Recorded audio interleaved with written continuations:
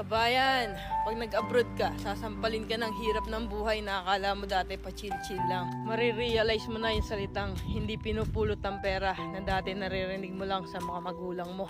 Marirealize mo na wala kang dapat pagkatiwalaan dito, kundi sarili mo. Marirealize mo na ang 5 oras na tulog ay sapat na para may paglaban ng isang araw na pagtatrabaho. At matututo kang pahalaga ng bawat sentimong sinasahod mo.